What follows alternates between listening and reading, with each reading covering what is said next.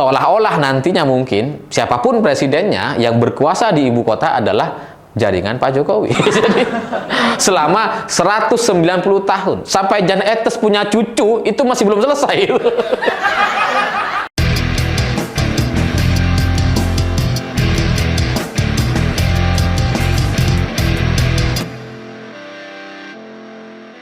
Selamat malam semuanya. Jelang bulan Agustus, jelang bulan kemerdekaan Republik Indonesia, kita dihadapkan dengan satu keputusan yang sangat-sangat bertolak belakang dengan kemerdekaan, yaitu peraturan presiden yang memberikan kemungkinan kepada investor untuk mendapatkan hak guna selama 190 tahun. Jadi lahan-lahan yang ada di IKN itu ditawarkan kepada investor untuk kemudian bisa mereka gunakan selama mungkin, yakni sampai 190 tahun. Memang dibagi menjadi 3 siklus gitu ya, dan masing-masing siklus itu sekitar 95 tahun paling lama, sehingga secara total ini kalau diperpanjang lagi sampai 3 kali itu bisa mencapai 190 tahun gitu. Jadi nantinya tanah-tanah itu akan diberikan hak gunanya gitu ya, bebas digunakan oleh pihak investor untuk apa saja gitu ya, selama 190 tahun. Memang tujuan pemerintah adalah ingin menarik investor. Benar secara tujuan, tapi pertanyaannya apakah sampai 190 tahun? Ya menarik memang gitu ya, kalau saya sebagai investor, dari sudut pandang investor bisa mendapatkan lahan dengan hak guna sampai ratusan tahun gitu ya. Itu kan usia manusia aja nggak banyak yang sampai 100 tahun gitu. Jadi kalau kemudian bisa mendapatkan lahan sampai ratusan tahun itu luar biasa, dan ini sangat menarik sekali, sehingga kalau setelah ini kemudian belum ada juga investor yang mau mengambil itu atau mau investasi di IKN, ini kayaknya keterlaluan gitu.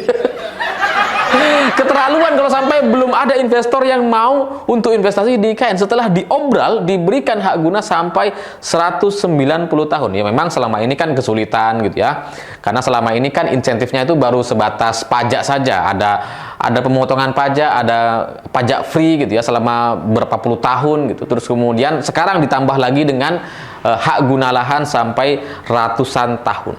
Jadi ya memang untuk membangun kota seperti IKN itu kan memang tidak hanya dibutuhkan gedung-gedung pemerintahan atau DPR dan pemerintah gitu ya, tapi juga dibutuhkan aktivitas masyarakat di sekitar. Ya ini bukan cuma memindahkan gedung pemerintahan dari Jakarta ke IKN, tapi kita pengen membangun satu kota, bener-bener kota baru di IKN atau di Nusantara. Memang rumit gitu, memang butuh dukungan dari pihak swasta atau investor, tapi pertanyaannya apakah harus sedemikian rupa caranya, yaitu memberikan lahan sampai ratusan tahun gitu. Ya memang untuk memberikan janji atau menarik perhatian pembeli atau orang yang mau memberikan uangnya di IKN itu memang nggak mudah. Tapi kembali lagi pertanyaan yang sama, kok sampai 190 gitu ya? Apa 30-40 tahun itu apakah kurang menarik gitu? Jadi dengan memberikan hak guna sampai 190 tahun ini menurut saya adalah sebuah kebijakan yang nampaknya sudah sangat-sangat sangat-sangat tidak masuk akal, dan dari sudut pandang pemerintah atau Pak Jokowi sendiri nampaknya melihat IKN ini memang sudah dari sudut pandang yang pesimis gitu. Kayaknya nggak ada yang tertarik. Oke deh, 190 tahun gitu ya. Kalau nggak ada yang tertarik juga, nggak tahu. Mungkin bisa dikasih lahan gratis selama-lamanya kepada para investor yang mau membangun di IKN. Gitu. Ya, seperti Freeport, bisa saja gitu. Freeport kemudian bisa mendapatkan hak kelola di sana sampai cadangannya habis. Bisa. Sudah ada tuh aturannya gitu ya, sudah lebih dulu malah. Jadi dari sini, dari IKN yang kemudian dengan munculnya perpres yang membolehkan investor untuk mendapatkan hak guna sampai 190 tahun ini nampaknya proyek IKN ini sudah gagal sejak sekarang gitu. Sejak dari awal perencanaan ini sudah banyak yang tidak sesuai. Bagaimana awalnya anggaran itu harusnya APBN itu tidak menjadi anggaran utama, tapi faktanya hari ini menjadi dana satu-satunya gitu ya, sumber satu-satunya yang bisa digunakan, dan kemudian sekarang muncul perpres yang seperti ini. Karena miris sekali dengan situasi, atau apalagi kita sedang menunggu bulan Agustus atau menjelang bulan Agustus, hari kemerdekaan Republik Indonesia, karena angka 190 tahun atau katakanlah 95 tahun di siklus pertama itu bagi kita itu sudah keterlaluan, sangat lama gitu. Indonesia ini baru akan merdeka di bulan Agustus itu kan 79 tahun kita rayakan. Tapi kemudian ada lahan di ibu kota di IKN mau ditawarkan kepada investor 190 tahun. Mau menyerahkan tanah ke investor 190 tahun. Padahal kita merdekanya baru akan 79 tahun baru kita rayakan gitu. Jadi kan terlalu lama gitu, sehingga ini aneh gitu, karena tanah yang seharusnya, ibu kota yang seharusnya ya milik kita bersama, milik warga, milik negara ini, tapi kemudian mau digadaikan kepada pihak investor yang kita nggak tahu itu siapa. Karena kalau hal yang seperti ini sudah diatur gitu ya, ini kan bisa saja siapapun investornya bisa masuk, asing juga bisa kemudian mendapatkan hak guna di sana, sehingga nantinya gitu ya, apakah kita harus punya ibu kota yang mayoritasnya dikuasai oleh asing, dan kita kemudian sebagai masyarakat, sebagai WNI, sebagai orang yang punya KTP harus numpang kepada investor-investor asing itu hanya karena mereka lebih dulu bawa uangnya ke IKN. Jadi apa pentingnya kita punya ibu kota baru tapi kemudian mayoritas lahannya dikuasai oleh asing? Kenapa nggak sekalian ibu kota kita di New York aja sekalian gitu ya? Nggak usah kita bikin IKN gitu. Nanti presiden kita yang ngantornya di New York aja. Sama menteri-menterinya, sama anggota DPR di sana aja lah. Nggak usah bangun-bangun IKN, susah gitu kan. Sekalian daripada kayak gini gitu ya, lahannya di tempat kita gitu ya, di depan mata kita, tanah-tanah yang di depan yang selalu kita lalui gitu ya, tapi kemudian ternyata pemiliknya adalah investor-investor asing. Ini kan ya aneh gitu. Kayaknya di negara-negara lain nggak ada yang seperti ini gitu. Jadi tanah yang seharusnya milik kita, ibu kota yang seharusnya milik kita, kemudian selama ratusan tahun akan digadaikan atau akan dikuasai oleh investor asing, sehingga sekali lagi ini bertolak belakang dengan arti kemerdekaan Republik Indonesia. Kemerdekaan itu kan seharusnya tidak seperti ini gitu. Kemerdekaan itu harusnya bebas gitu ya, memiliki sendiri, kemudian mandiri dan seterusnya. Tapi kalau 190 tahun di wilayah di sekitar ibu kota kita itu kemudian dikuasai oleh investor asing, ya kita jadi kayak nggak merdeka juga. Jadi kemerdekaan kita berhenti di 79 tahun, terus kemudian 190 tahun ke depan nanti setelah 2024 ini, ya negara ini digadaikan kepada investor dulu, baru kemudian nanti bisa dilanjutkan gitu. Ulang tahun Indonesia ke 80 tahun itu bisa dirayakan sekitar 2224 tahun lagi. Tahun 2204 gitu ya. Bukan 2025 gitu kan.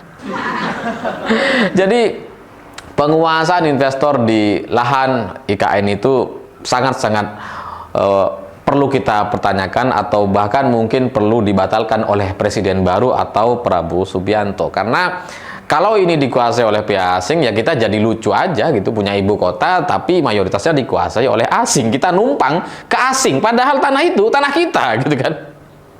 Kalau ini dikuasai oleh investor-investor lokal yang memang ada di sekeliling Presiden Jokowi dan penguasa selama ini, yang selama ini juga sudah ada beberapa investor yang di sana di IKN gitu ya, yang tukar guling ada kan gitu ya. Ada investor yang mau investasi di IKN, terus kemudian sebagai gantinya dia mendapatkan wilayah proyek strategis nasional. Tukar guling gitu kan. Dia investasi di IKN, sementara tanah dia, wilayah dia, atau lingkungan atau pusat usaha atau bisnis dia dijadikan proyek strategis nasional, sehingga pemerintah kemudian punya kewenangan atau bisa juga memberikan dana kepada proyek strategis nasional. Ya karena proyek strategis gitu kan punya pemerintah. Jadi itu tukar guling tuh ada tuh. Saya nggak mau sebut lah namanya gitu ya. Nah, kalau ini dikuasai oleh investor lokal gitu ya, dengan kemudian mendapatkan lahan 190 tahun namanya gitu. Ini maksudnya apa nih? Apa imbal baliknya gitu ya dengan pemberian lahan 190 tahun ini? Karena kalau kita lihat gitu ya dari ambisi Presiden Jokowi untuk membangun IKN ini sebenarnya dari awal itu terlihat sangat positif, tapi makin ke belakang makin makin tidak masuk akal gitu ya. Terus kemudian daerahnya juga berubah dari Kalimantan Tengah kemudian pindah ke Kaltim, dan kemudian strategi-strateginya juga sudah berubah gitu ya, dan di akhir-akhir masa jabatannya ini kemudian cukup mengejutkan. Dan saya yakin banyak orang, mungkin hampir semua orang yang awalnya mendukung IKN sekarang jadi mempertanyakan, apa iya kita masih mau mendukung IKN dengan perpres yang semacam ini, yang mau memberikan lahan kepada investor selama 190 tahun. Nah, tapi di luar itu pertanyaan selanjutnya adalah apa tujuan atau motif pribadi dari Presiden Jokowi? Karena kita nggak ngerti nih, kalau kayak Freeport ya kita tahu lah gitu ya, presiden sebelumnya juga mainnya di Freeport gitu ya, anggaplah itu strategi pensiun gitu kan. Tapi IKN ini apa gitu? Kalau kemudian nanti di pusat ibu kota negara Indonesia ini kemudian 190 tahun dikuasai oleh investor-investor yang ada di sekeliling presiden atau investor asing gitu ya, apakah ini mungkin maksudnya adalah Pak Jokowi ingin berkuasa minimal setidaknya 190 tahun lagi? Sehingga nggak penting siapa yang akan menjadi presiden Indonesia, karena yang penting adalah jaringan investor, jaringan orang-orang yang mau berinvestasi di IKN, dan mereka mendapatkan hak guna lahan sampai 190 tahun. Jadi seolah-olah nantinya mungkin siapapun presidennya yang berkuasa di ibu kota adalah jaringan Pak Jokowi. Jadi selama 190 tahun sampai Jan Etes punya cucu itu masih belum selesai. Dan ini adalah strategi yang sangat gila, tapi ya begitulah Pak Jokowi gitu ya. Pada akhirnya kita mengerti ternyata Pak Jokowi ini orang yang berpikirnya sangat panjang, bahkan sampai 190 tahun lagi.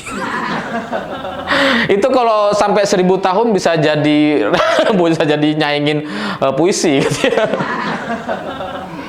Tapi ya kita lihat nanti bagaimana Prabowo setelah menjadi presiden. Semoga keputusan-keputusan yang semacam ini bisa dirasionalkan gitu ya, terus kemudian bisa dibangun dengan benar, dengan cara-cara yang benar, dan tidak kemudian membuat ibu kota itu menjadi tergadaikan seperti keputusan seperti sekarang ini. Saya pikir itu. Terima kasih sudah menonton. Begitulah kura-kura.